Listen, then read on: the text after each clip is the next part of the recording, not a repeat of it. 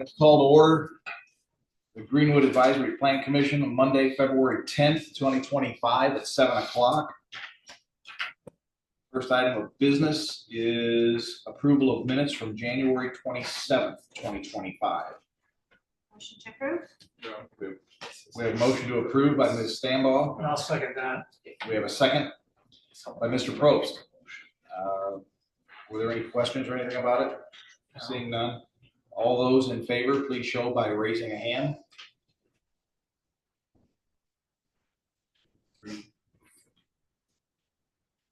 Problem. We only have 4. We have 5. I'm sorry. Mr. Peck, I'm not used to your shining smile. All opposed, same sign. And there are 2 abstentions. Mr. King and I were not here at that meeting. So motion carries 5-0. As we go forward in the meeting tonight, 1, 2, 3, 4, 5. We have 7 members here. Since it's a 9-member commission, it will require 5 votes to approve any motions. Special requests or continuances. PC 2022-019 Village Pantry. Yes. Yeah, I'm Trent Baxter with Versatile Construction Group. Yeah, we're just requesting a 2-year extension. They haven't started it yet, so downturn in the economy and had a few other things come up, but we've requested extension until February 16th, 27. Mr. Nelson, do you have anything on that you want to add? Or no, staff has put some considerable amount of review into this project, and it was we had not heard from them in a while. So as part of our audit, we reached out to many of these petitions to explain to them the rules of our time periods for a project. This prompted them to, as outlined in our ordinance, file a continuance with the Plan Commission, and that's what they're here to do today. We were favorable of the project and would be supportive. Great, thank you. Any questions by any of the commissioners? Seeing none, I'll accept a motion to continue this. I move to grant petitioner's request for an extension of its commercial site development plan, docket number PC 2022-019, approved by the Technical Review Committee on June 15th, 2022, extending the plan approval for a period of 2 additional years to expire February 16th, 2027. Thank you. Is there a second? Second motion by Mr. King and second by Mr. Milborn. Questions or comments before we vote?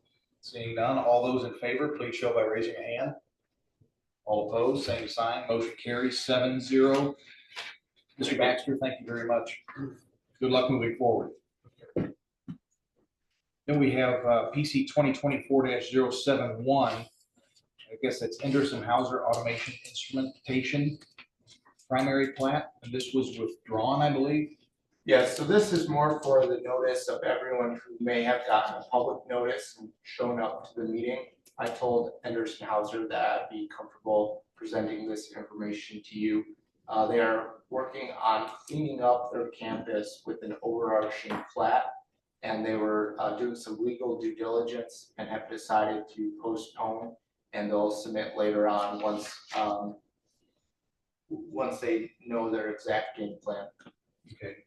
Is this something we have to vote to withdraw? No, it's just withdrawn. For information. Okay. Thank you. Findings of fact. See none. Old business. None. Old business from the floor. See none. New business. We have PC 2024-056 Chase Bank landscape waiver. As this is a landscape waiver, it's not a public hearing. We have someone who'd like to present. Please come forward, state your name and address. Yeah, good evening. My name is Chad Mays. I'm with Kimley Horner Associates located at 500 East 96th Street, Suite 300 in Indianapolis. Got a slideshow. Okay. Sorry, Mr. Dean. I know you're probably going to see the same thing here. Oh, Can you go over again? oh, because it's the same plan that we had on the. Yeah, PZA. we were on BZA. So obviously not. Thank you.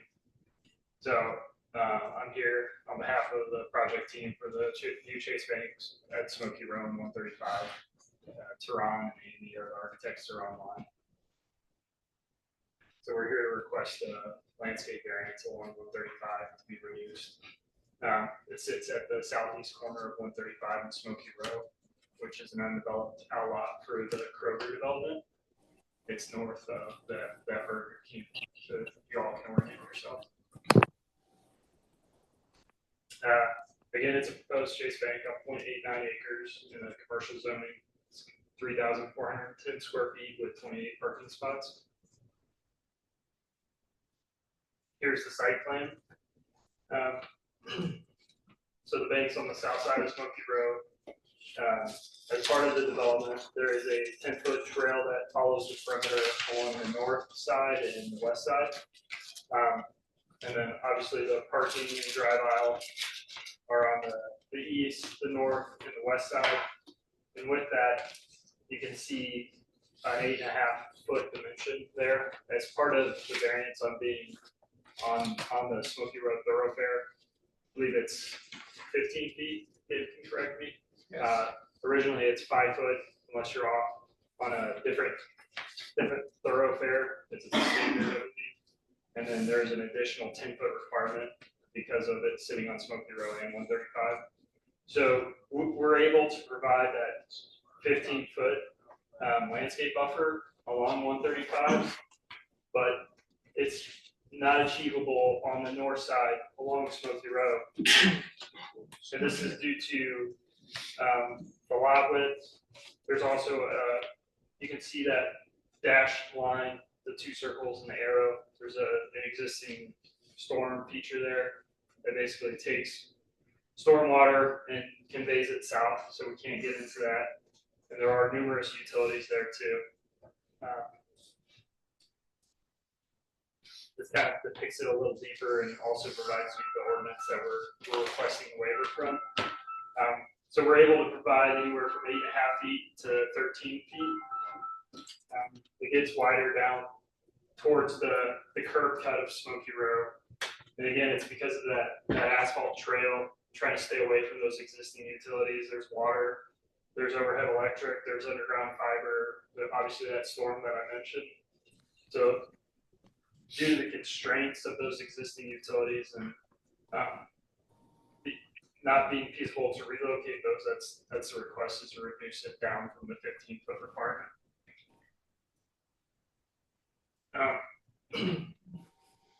This is just an excerpt from the staff report that you all have showing that staff recommends approval. So just like to thank them for working through all the questions with us and getting us to this point.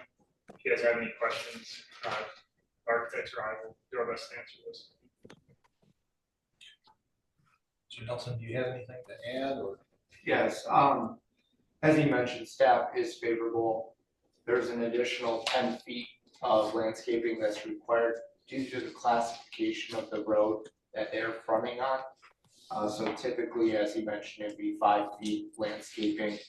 They'll be exceeding 5 feet of landscaping throughout this entire stretch that they're requesting the waiver for.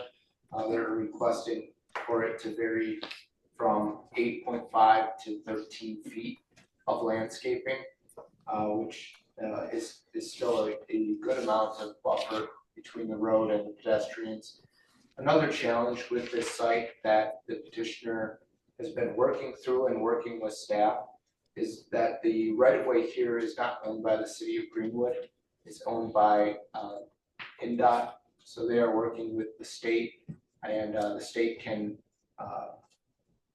somehow, it has plans in this area that are also impacting the site and where they can, what property they can use. So I believe that the right of way has actually grown on them since they started the review of the site and laying out their proposed bank. So for those reasons, we are favorable. Thank you. Questions by any of the commissioners? I have one question. According to the site plan, will there be a connection to the intersection of Old Smoky Road and 135 to go north? Or will that be done at a later time, or is it something that's in the plan for access across Old Smoky Road to the north from this trail? A pedestrian crossing? Yes. Yes, so there is a proposed development to the north, Honey Creek, that Lennar is working on, section 1 and section 2.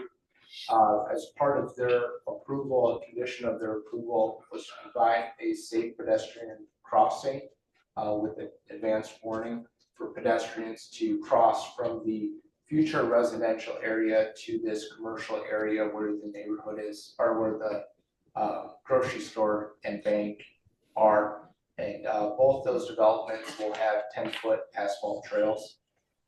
Thank you very much. That's good. I guess another thing to bring up is, we've been coordinating with NDOT on this whole stretch. Because in this intersection, instead of having a signalized intersection, what they were proposing, a couple of years ago, now they've come back and they're actually gonna put a roundabout at this location. So I know the applicant's been coordinating with NDOT or what they're proposing, that there's plenty of right of way, looking at the, the asphalt path and making sure everything fits in with their plans. It's gonna be a roundabout. Smoky Road 135. Yes, they're working on a series of these. Originally, they were proposing stoplights. This is pretty recent news. I mean, they're quite a bit different roundabout than Double lanes. Carmolian roundabout. Because they're Yeah, I wide, mean, there's several of them up through there. because part of what's affecting you is 135's widenings right through there. Isn't it? Yeah, part of the project, there would be some widening.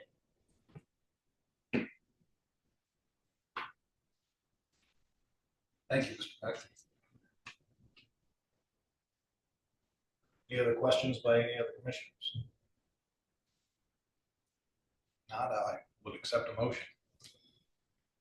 I move that the request of Kinley Horn on behalf of JP Morgan Chase Bank, NA, for a waiver of the requirement for the Unified Development Ordinance for Municipal Code, Chapter 10, Section 10-03-06J2B that specifies an additional 10-foot wide buffer area beyond the required 5-foot wide landscaped area between the parking lot landscaping and edge of the right of way when the parking lot abuts a primary or secondary arterial, to vary the width of the additional buffer area so that the total landscaping width will be approximately 8.5 to 13 feet in certain areas. Because the constraints of the existing site, including existing utility, pedestrian trail, and drainage locations, limit the ability to comply with landscape requirements, to be approved, and that the Planning Commission find that the petitioner has met the criteria set forth by the Greenwood Municipal Code Section 10-04-03K for the waiver for the reasons set forth in the request for the waiver as presented. We have a motion by Ms. Stanbaugh. Second. Is there a second? Mr. Walker? Last minute's questions or? It's online, I think. Is that John Price online? Yeah. Top right. Yes. Yes, it is. Okay, We can do a roll call. we'll have to do a roll call to do it this John way. Price. Mr. Walker? Yes. Mr. Probst? Aye. Mr. Milborn? Yes. Mr. King? Yes, Ms. Stanbaugh? Aye. Mr. Peck? Yes. Mr. Price? Oh, Can't hear. So you. you're on mute. Yes. Okay, and I also am yes. Motion carries 8-0.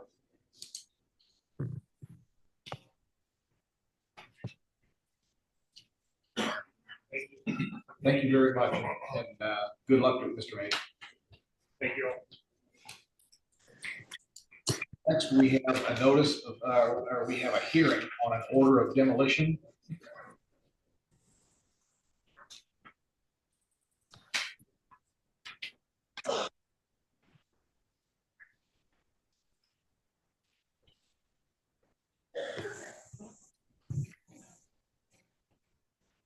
Mr. Seal from the city of Greenwood coming forward. Please state your name and address. Sure.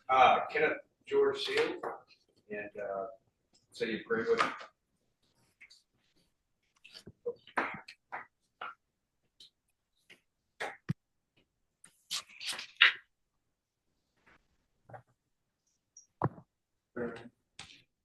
Yeah, we'll have to swear you in.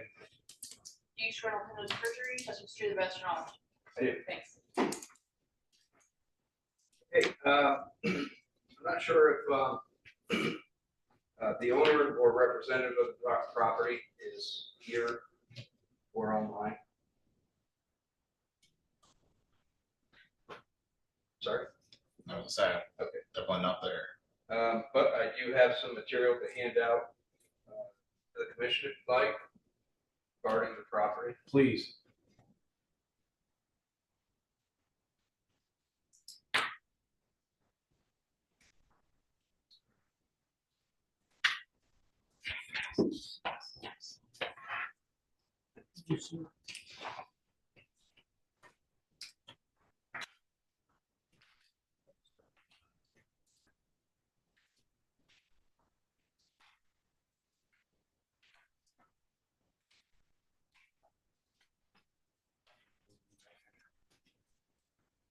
I don't know if anybody else made the same mistake I did when I first drove by to look at it.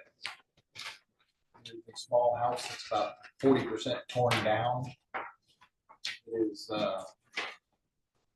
that on property immediately east of 1761. The property we're talking about has about a 150-yard driveway to get back to it, right? Yes, sir.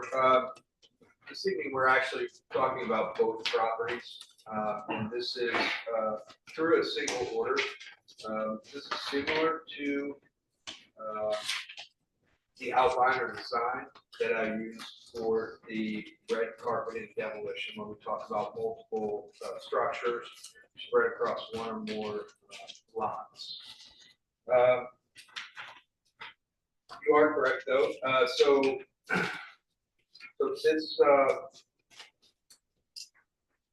this property, the long property that you just mentioned, that is addressed as 1761 East Main. In our GIS, we do not actually have an address, both either on Beacon or internal GIS, for the small lot that is in the front or northern portion and eastern portion that contains the small half demolished house. And then so for that reason, the legal description in here would be basically, as I've stated, the address property listed above consists of 3 separate structures on 2 individual lots, a main residence and a detached accessory structure on parcel 410234 04209, sorry, 029.000-030, and a second resident located on parcel 41-0234 041-030.000-030. These structures are located on the south side of Main Street, 1 parcel west of Commerce Parkway West. And at the end of the day, they are dilapidated and we believe that they meet the definitions outlined in 730 of our municipal code, as well as IC 36 7-9 and accompanying articles. So IC 3679 is going to be the state's governance of an individual jurisdiction's unsafe building laws. It has some very generalistic outlines in there. And then, of course, the state of Greenwood, as any other jurisdiction municipality, has added to that to fit their criteria within their own city or jurisdiction. In this case, I'll go over them briefly. What we have had with the small house, I believe, there was a clearing operation that took place last year. And during that clearing operation, a number of trees and debris fell on and into the small structure in the front or north portion closest to Main Street. That caused a significant amount of damage to the property. And the property to the south or further down the road, away from Main Street, has been habited and kind of destroyed by vagrants, I would say. So as we go through this, you can imagine how they would meet these definitions, and that is out of 7-30, whenever any portion thereof has been damaged by fire, earthquake, wind, flood, or by any other cause, such as the extent, structural strength, or stability thereof materially is less than it was before catastrophe. D, whenever any portion, member, or apparatus thereof is likely to fail or become detached, dislodged, or collapse. Whenever the building structure, excessive foundation, shows 33% or more damage. Whenever the building or structure has been so damaged by fire, wind, earthquake, or flood, it has become so dilapidated or deteriorated, so as to become an attractive nuisance to children or freely accessible to persons for the purpose of committing unlawful acts, which we'll go over in just a moment. Whenever any part of the building or structure has been constructed, exists, or is maintained in violation of any specific requirement, it is. And M, whenever any building or structure, which whether or not erected in accordance with all applicable laws and ordinance, has any non-supporting part, member, or portions less than 50%, or any supporting member or portions less than 66% of the strength or fire resistant qualities or weather resistant qualities.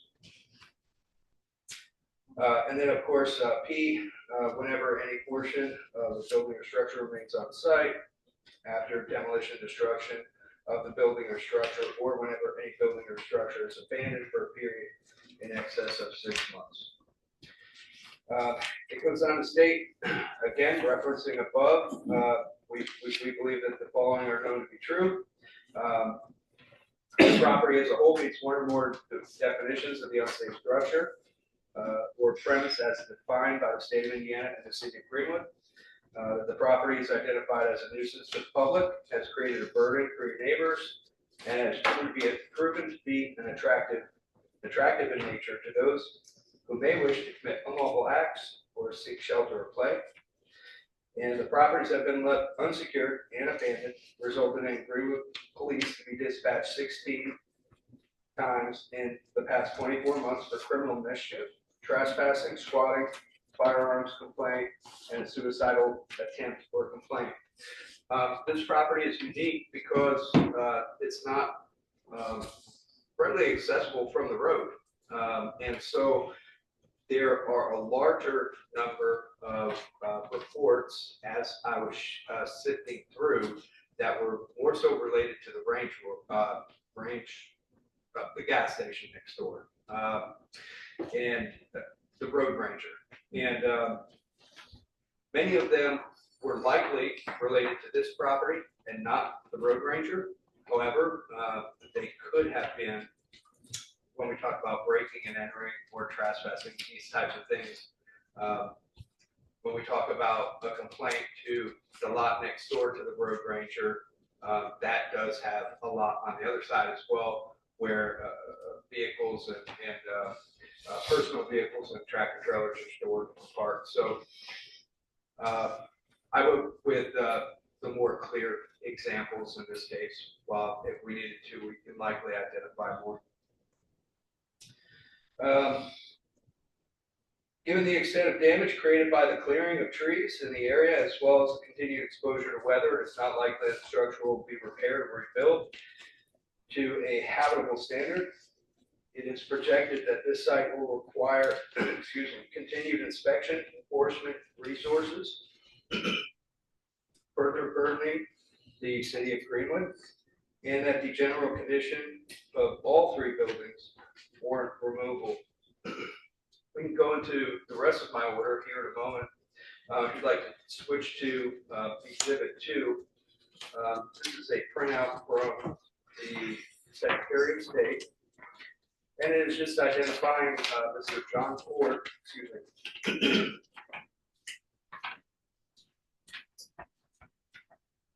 Mr. John Cord as the president of the company, JGJ Properties, who is the current deeded owner of the property. And he is also listed as the registered agent.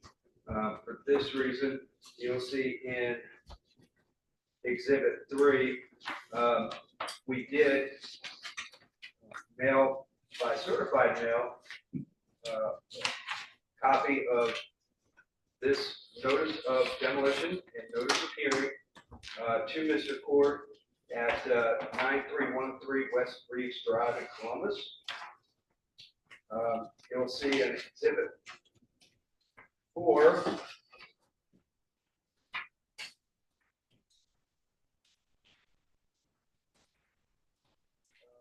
Page 6.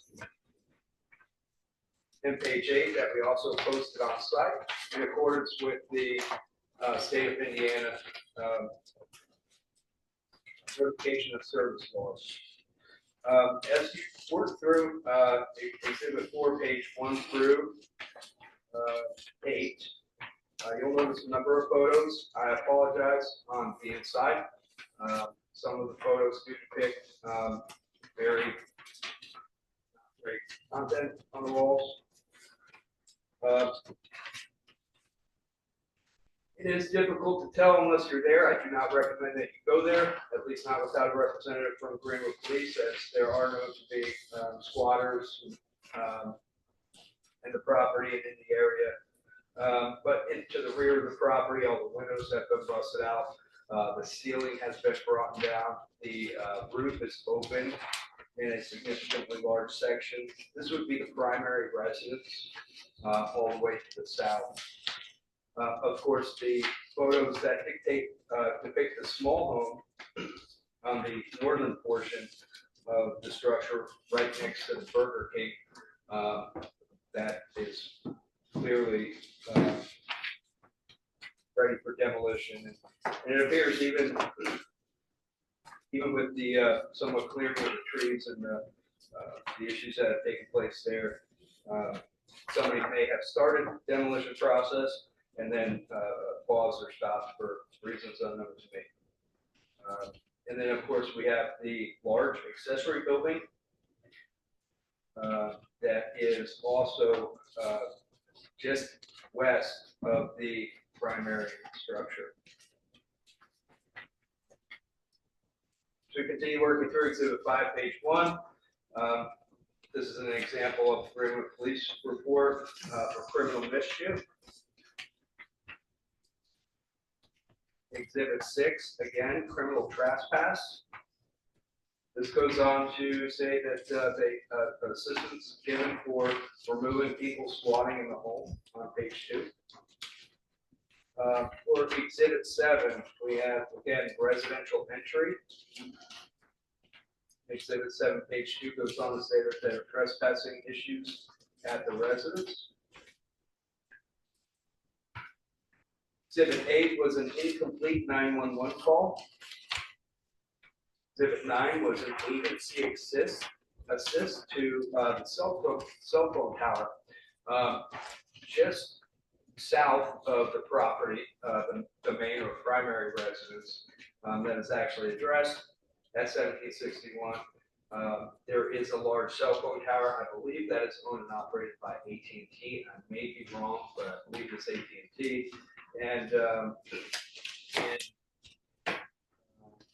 this instance, there was a suicidal subject that needed assistance. And Exhibit 10, suspicious circumstances or person.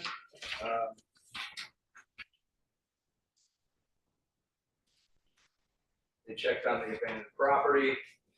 Nothing was reported. Exhibit 11, found property.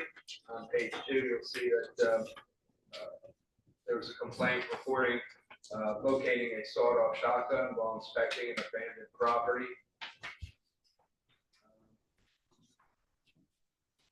I am not sure if that shotgun is still in Greenwood's custody.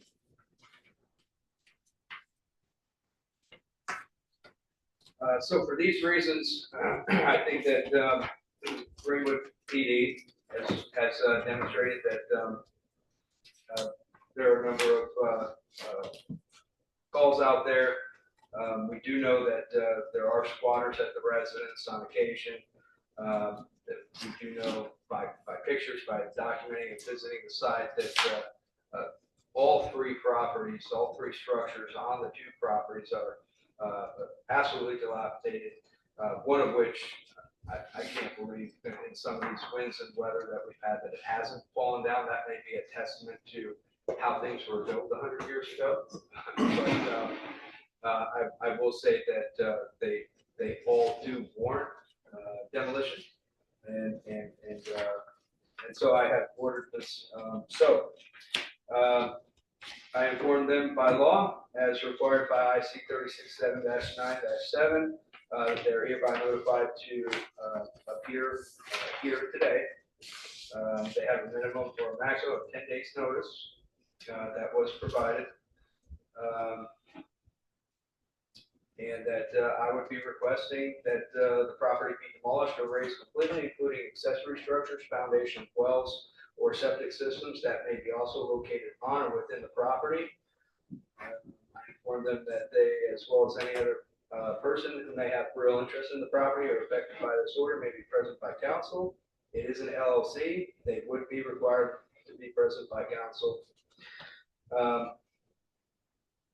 And of the actions, the three actions that the Planning Commission choose. So that's where I am at with the property. This case was referred to me by the Greenwood Code Enforcement Department, and they had sent a number of notices in trying to get the property fixed up, maybe boarded up, maybe secured. There was a time a number of months ago where the owner of this property actually came to our technical review board with development plans.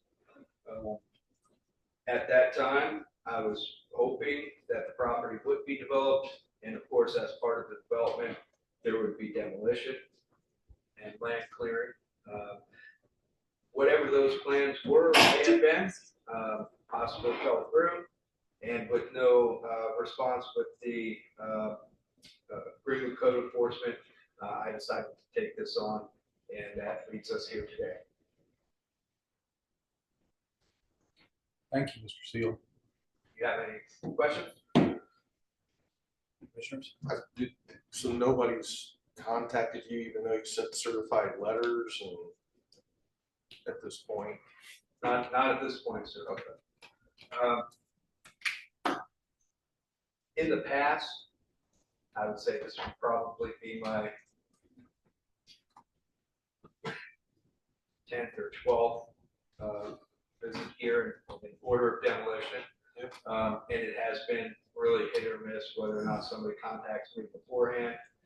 Sometimes they, try to maybe work things out through my office to satisfy the city. Other times I'll get a notification that, hey, they'll be here with their attorney. But in this case, I've not had any contact in while we have legally served them on 2 occasions, be it at the property, posting at the property, and also the certified mail. Do they still have a listing agent on that property? They do have a listing agent on the property, and I think he's got my phone number blocked. Gotcha.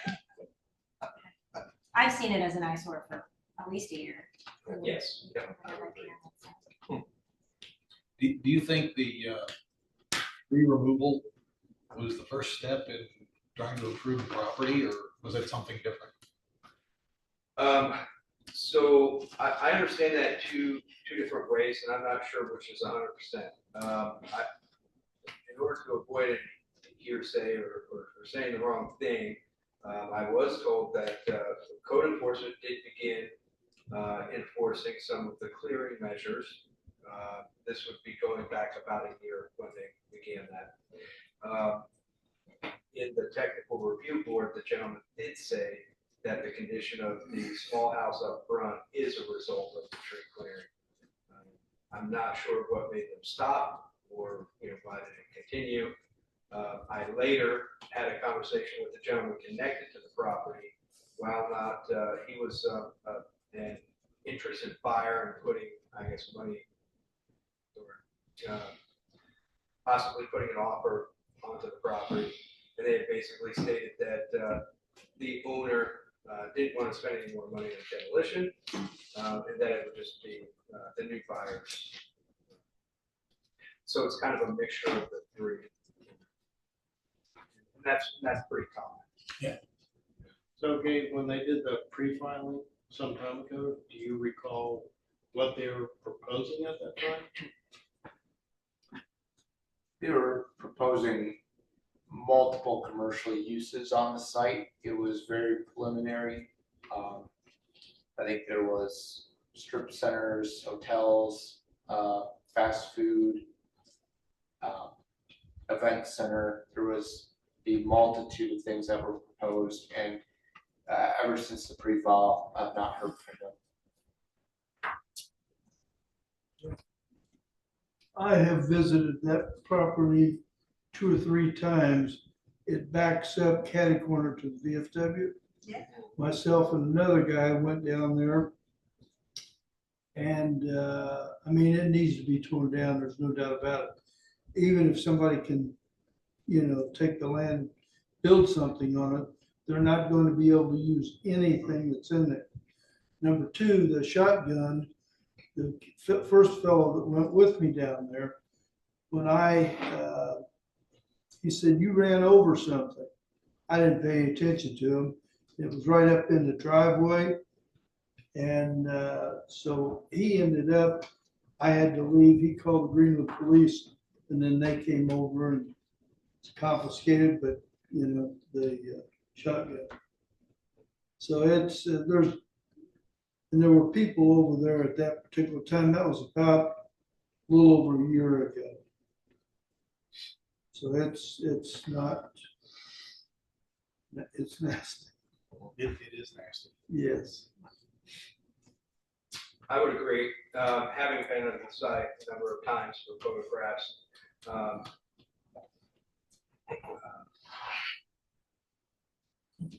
overall, just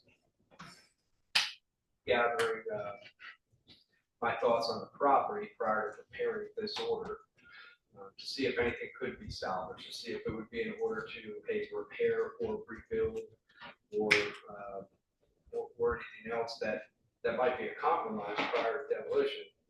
Of course, that's not the case here. But yeah, it's definitely one of the times that we visited, there was a number of people there. It was a cold day about a month ago. And that's why when we came back to serve the order, we had Greenwood police, assist us with that, with those measures. Then at the end of the day, I don't know why the gentleman, Mr. John Court, president and registered owner of the property, isn't here. I don't know to what extent any decision can be made without him being present, knowledgeable, and all of these things, but it would be a disservice, by us, my department, and, to the citizens of Greenwood if we allow these buildings to remain. Should we make a motion? Well, I'd like to ask Corporation Counsel your view on what he said there. Is this something we can do without? Absolutely. He's had notice. He chose not to appear. Okay, I've thank got you. a motion ready. I would accept a motion. I move to find that the property commonly known as 1761 East Main Street, Greenwood, Indiana, is an unsafe building because it includes unsafe buildings and premises. And it has been identified as a nuisance, creating a burden on its neighbors. It has been left unsecured and abandoned. It's been given the extent of the damage, it's not likely the structure will be repaired. And that the order should require the owner, John McCord, to act to abate the nuisance of the unsafe buildings. That was issued by the building commissioner, Ken Seal, on January 31st, 2025, to be affirmed, and that owner, John McCord, be ordered to abate said nuisance by demolishing and removing the unsafe building and clearing of the lot of debris within 30 days of the received commissioners, or the commission's finding of fact and order. Should I do the furthermore, I move to direct the city attorney? I think so. Yes. Yeah, direct the city attorney to prepare the findings of fact and order regarding our decision in this matter. Said findings to incorporate the evidence submitted into the record and to authorize the president to sign the findings of fact and order in the commission's behalf. Would you like to amend your motion to list the owner as JGJ Property Limited Liability Company? Is that probably more sufficient? Yeah, JG Property LLC.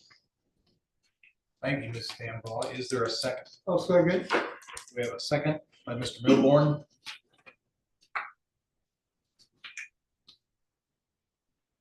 Any last questions or comments for Mr. Seal before we have a vote? Seeing none, all those in favor, please show by raising a hand. Oh, I'm sorry, roll call. We have Mr. Price. Thank you. Mr. Walker. Yes. Mr. Price. You.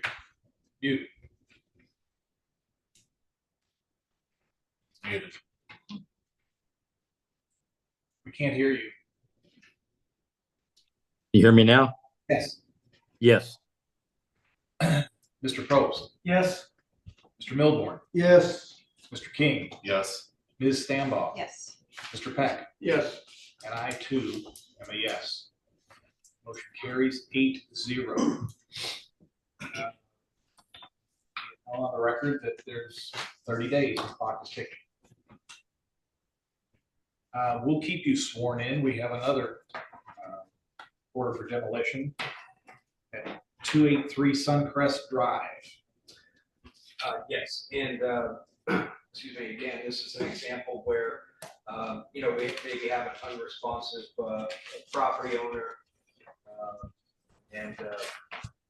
When we take the time to go to the lengths of seeing these types of orders, they quickly respond and want to work with us. So, the gentleman, the property owner noted on Suncrest has obtained his permit to correct the outstanding violations on his property, and my office looks forward to working with him to gain compliance.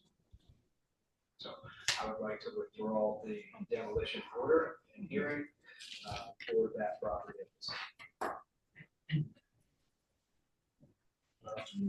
And I believe again, we need no action for withdrawing. I do have one question. Is the white stuff a Halloween decoration? I hope so. Yeah, I think so. It was either that or a very failed attempt at maybe a bug screen. But I think it was likely due to Halloween. We've been tracking this project for a number of months, and so I would have to double check the date on the building. Like, hopefully. Yeah, I mean, there's a lot of nice stuff back there in the backyard, hot tub, pool, nice concrete patio. Right. So hopefully, now, what will you be looking for? The actual structure is going to remain currently. So the gentleman applied for a permit and he built the structure prior to receiving the permit. For that, we doubled his permit fee from $50 to $100 for the overall project. Concerning the structure being attached to the home, it was just sitting on his 3.5-inch patio slab. Of course, because we know because of the frost heave and these types of things that can happen through the freeze-thaw cycles, anything attached to a home has to be on a permanent foundation outlined by Chapter 4 of the 2020 Residential Code. This was prescribed a minimum, I think for this particular project, a minimum 12-inch round or 14-inch square by 30-inch deep footer. The existing patio, of course, could not support that.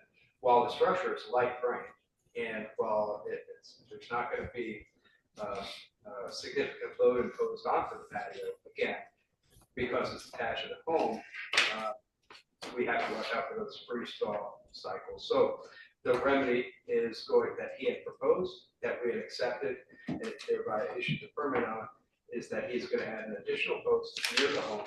It's going to cut the ledger board from the home and patch as necessary. I believe it's just vinyl siding, and he's going to maintain a 6-inch separation from the structure to the home.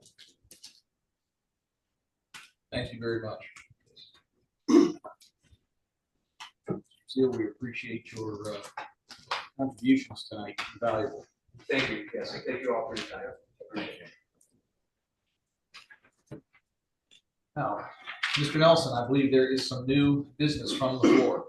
Correct, and Ken may want to stick around too. Some of the new business does affect him as well. Tonight I passed out a draft ordinance 1339, which includes our official fee schedule adopted by our common council. What we are looking for is a recommendation on an increase to our fee schedule, specifically a recommendation on those fees that are related to planning and building. Last time we had a fee update for the schedule was 2013. And at that time, even some of those fees were not changed. So it has been a significant amount of time since our fees have been updated. The reason for this fee schedule increase is not only due to the increased expense of life over time, but it's really to compensate the process, the time that staff uses, the time that you take out of your night to review, and the time that the city spends, both personnel and resources, without compensating the taxpayer. So we do want the burden to fall more on the private developer or petitioner that is proposing to do work in Greenwood, and for it to not be subsidized by taxpayer money. That is the driving force behind the increase in fees. Some of you may have also received a very large ledger size handout. I blew this up so you could see some of the reasoning for the increases in some of the key planning fees. This does not include all of the building fee increases. It also does not include some of our printing fees. For example, the comprehensive plan that was recently adopted, it costs $35 for someone to purchase a printed version with a nice cover for the comprehensive plan. Runs about $60, and we already had someone buy 2 copies. So these increases are due to just the increased cost of printing services, gas, resources, staff time. We did have a few that were minimally increased, or maybe even one that was decreased on some of our secondary petitions. That's to benefit someone who's doing a smaller 1 or 2 lot project, where it takes less time for staff to review opposed to a large developer coming in and doing a 500 lot subdivision, which takes much more expensive time for staff, engineering, stormwater, to review everything that comes with it. We also did have some increases in our variance petitions. These were some of our larger increases out of the ones that we do have. And part of this is due to the backlog of BZA variances that we have. The price for a dimensional variance for a single family is $150. Many times people abuse the low price tag on a variance because it's easier to attempt to get a variance for something that they truly don't have a justification for than it is to fix the problem. So it's not supposed to be something that is at no cost to a petitioner or a nominal cost, because in the end, that is the taxpayer that's compensating for the work that staff is doing with the person submitting the variance. For everyone who submits a variance, they have a pre-application meeting with one of the planning staff members, and oftentimes variances tend to be ones that we have to walk with petitioners throughout the entire process. We did add a fee for waivers. Greenwood historically has not charged a fee for waivers. Other places charge $500 up to even over $1,000 for a waiver request. We had a request tonight for a landscape waiver, which staff did a report for. Staff spent time with the petitioner. Staff identified what they were deficient in. We've spent a lot of time reviewing these plans, and right now we are doing that for free, and the taxpayers is picking up the bill for a developer coming in for Chase Bank. So we would like to implement a fee for waiver requests. In addition to that, we have removed a special exception for churches and schools. This is not because we want churches and schools to pay more, but this is a few things. One, church doesn't necessarily encompass all of the different organizations that might fall under that. And second, there is no need for a church to get a special exception because it is allowed in all of our zoning classifications except for one. And we're working to change that so that churches and other religious institutions can be allowed in all zones. That is very standard for zoning, and it is something that we're working to change. It'll eliminate the need for the special exception for churches and schools. Schools are also allowed in all of our zones as well, so there's no need.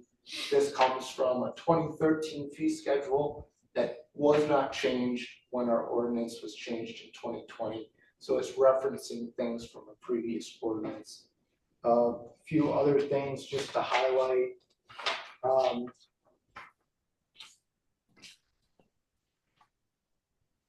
Site development plans, primary plats. We do have a per lot fee that's going from $5 to $50. This is mostly going to impact the larger commercial subdivisions, the larger residential subdivisions. Someone who's doing a minor plat or platting for a local business is only going to have 1 or 2 lots. It shouldn't have that much of an impact on them, but it will make a big difference for the larger petitions that we do review.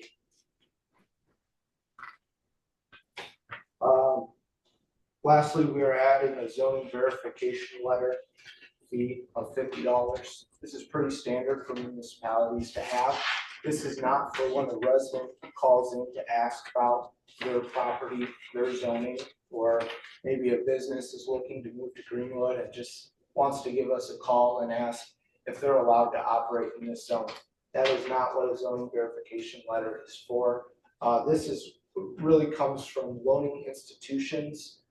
We get, I would say, spammed by loaning institutions requesting certified zoning verification letters. These letters are inclusive of public records, occasionally fire, building, violations, description of the history of the property, what it's zoned for, what can be used there, etc. They're pretty extensive. We have worked hard to set up a standardized form for this, and would like to charge a $50 fee for the zoning verification letter. That is the highlights from planning. If you have any questions on any of the ones I've highlighted or not highlighted, or if you have any questions for our building commissioner who worked on many of the building fee increases or consolidations. And I should say tonight, we're just looking for a recommendation. This would go to common council for final action. Our fee schedule is found in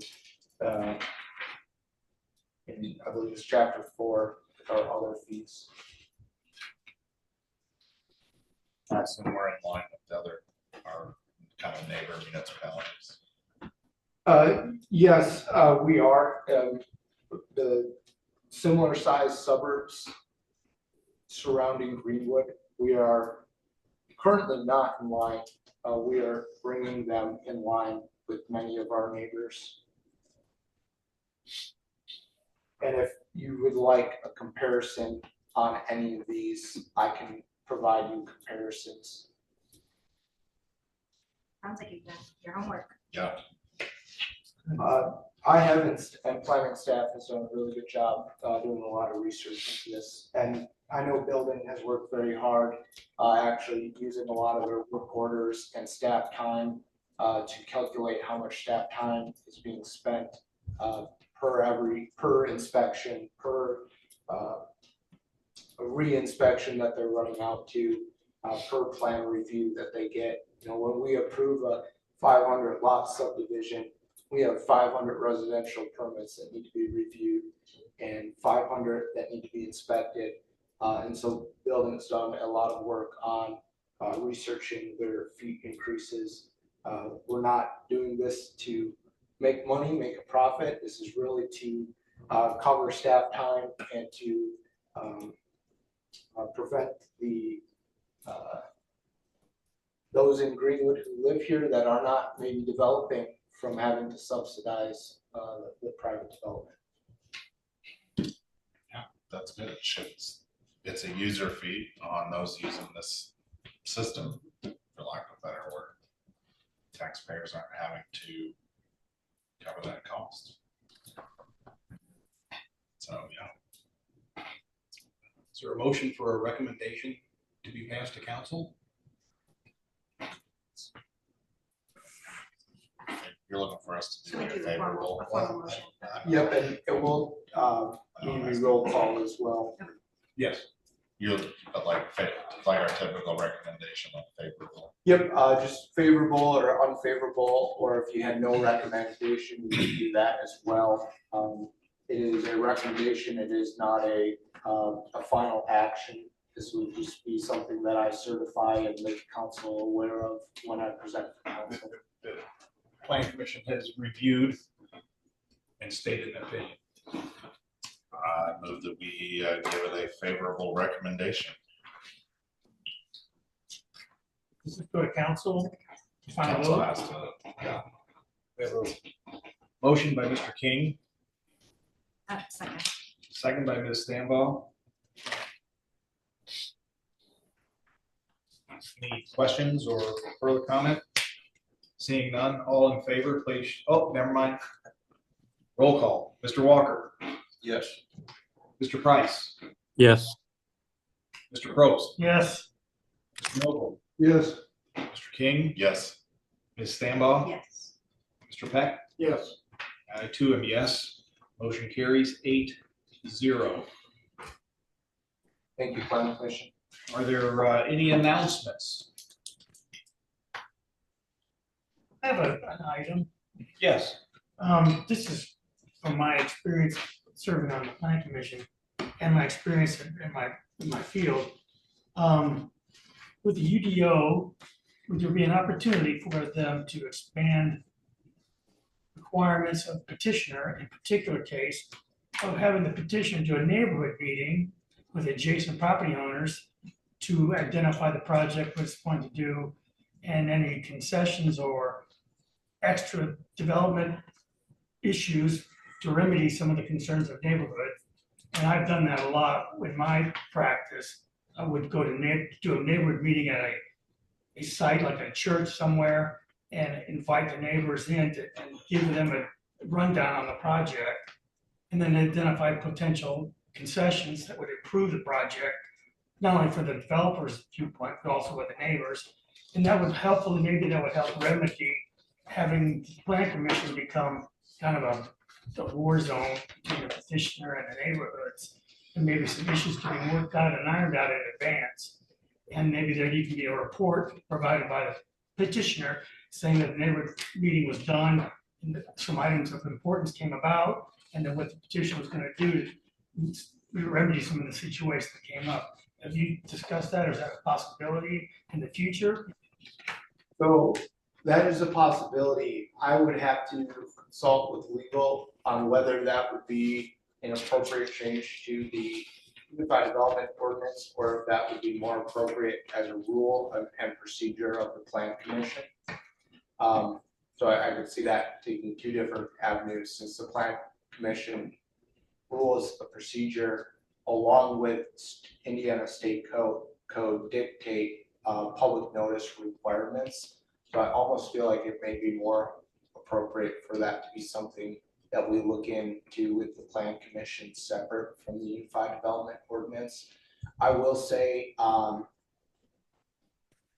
maybe I'm not being optimistic here, but in today's world, I think you're going to have polarization no matter what remedies are included. Planning staff always does encourage petitioners to meet with neighborhood groups ahead of the meeting. And in fact, our Plan Commission has rejected people from moving forward until they've had neighborhood conversations. This commission has turned some down, not wanting to hear them until they do have those meaningful conversations. A few that I know have had neighborhood meetings. Walker Farms tried some Zoom meetings, which I believe that they were not very productive from what I've heard from both residents and the petitioners. And I know we did have an industrial site that did have a in-person meeting, and that project ended up not going forward. So this is something that I'm definitely open to exploring. I would like to have more of those conversations before we get to Plan Commission. And it's definitely a practice that planning encourages petitioners to do, but I'll have to look into where that would be most appropriate to implement and maybe get back to you with some information on that. Thank you very much. It's a good issue. Anything else? I'll accept one more motion tonight. Move to adjourn. Adjourn.